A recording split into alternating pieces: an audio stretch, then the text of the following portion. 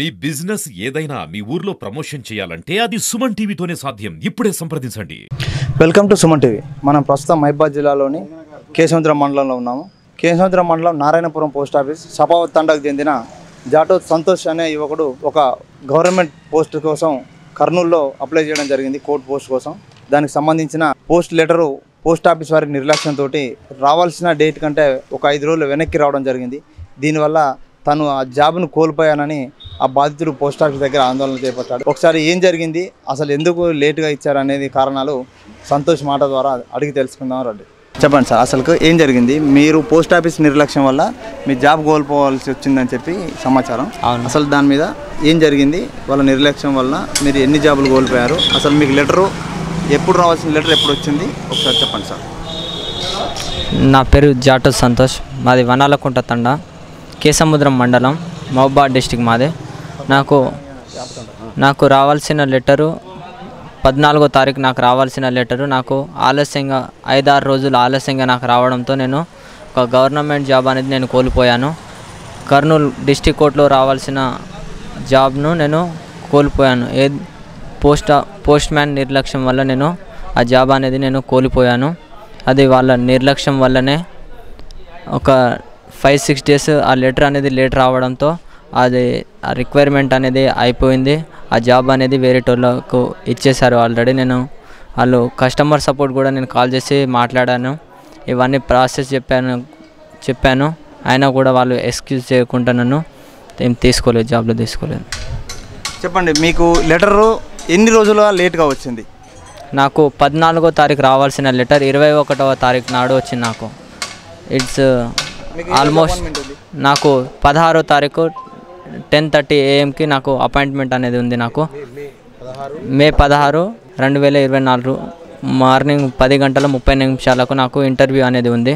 కానీ నాకు లెటర్ అందకపోవడం వల్ల నేను ఇంటర్వ్యూకి వెళ్ళలేదు. దీని మీద మీరు వారిని అడిగి చూసారా? పోస్ట్ ఆఫీస్ వారిని ఏం చెప్పారు మీకు? నేను మా గ్రామ పోస్ట్ మ్యాన్ని అడిగితే ఆయన లెటర్ అనేది నాకు కూడా ఇవ్వాలని అందిందని చెప్పారు వాళ్ళు. నేను మళ్ళీ మా కేసముద్రం బీఓ మా కేసముద్రం బీఓని అడిగాను.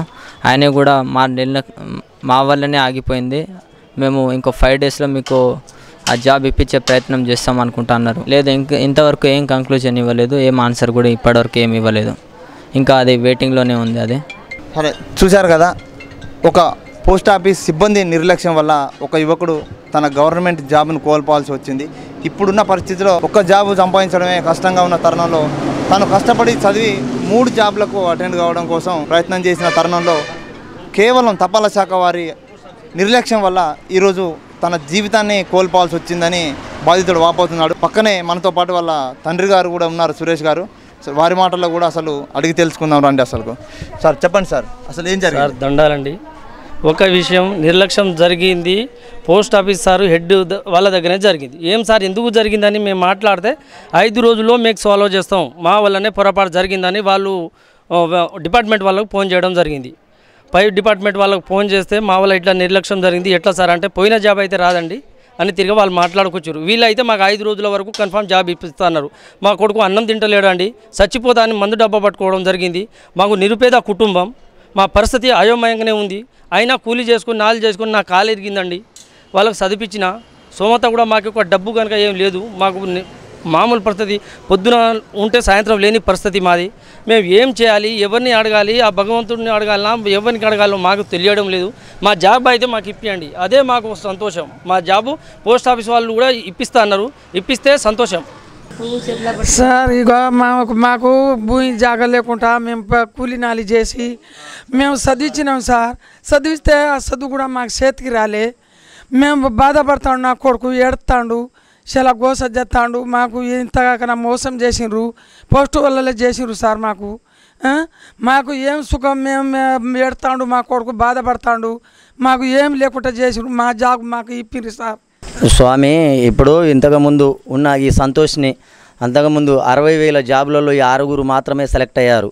ఈ జాబ్ వస్తుందని కన్ఫామ్ తోటి అనేది చెప్పేసి కాన్ఫిడెన్స్ తోటి ఈ స్వామి ఇంటికాడనే ఉన్నాడు స్వామి. ఇప్పుడు ఆ జాబు మన చేతికి వచ్చి ఇప్పుడు రూపాయి కూడగొట్టుకొని ఉన్న భూములు అమ్ముకొని చదివించుకొని ఈ తెలంగాణ ప్రభుత్వంలో ఉద్యోగం దొరకడమే కష్టమవుతుంది. ఆ ఉద్యోగంలో కూడా మాకు ఒక ఆరు ఉద్యోగాలలో ఒక ఉద్యోగం 3 ఉద్యోగాలలో ఒక 2 ఉద్యోగాలైనా ఒక ఉద్యోగమైనా దక్కుద్దని ఆ భావనతోటి మేము అనుకొని ఇంటికాడ ఉంటే 14వ తారీఖు ఇవ్వవలసిన లెటరు మాకు 21వ తారీఖు ఇచ్చారు స్వామి. 21వ తారీఖు ఇవ్వడం వలన ఈ అబ్బాయి చాలా డిఫరెన్స్లోకి వెళ్ళి ఏంటంటే సూసైడ్ అయినా చేసుకుంటా అని చెప్పేసి చాలా బాధలు పడి ఇబ్బందులో ఉన్నారు. కాబట్టి ఈ ప్రభుత్వానికి ఉన్న జాబు పోయిన జాబుని మళ్ళీ మాకు పోస్ట్ ఆఫీసుల నిర్లక్ష్యం వల్లనే ఇది అయింది. కాకుంటే ఆ పోస్ట్ ఆఫీస్ నిర్లక్ష్యం వల్ల అయిన దాని వలన పోస్ట్ ఆఫీసులో కానీ వేరే జాబులలోనైనా కానీ మాత్రం ఈ కంపల్సరీ సెలెక్ట్ చేసుకోవాలని చెప్పేసి ఈ సుమన్ టీవీ ద్వారా మాకు న్యాయం చేయగలరని కోరుచున్నాం.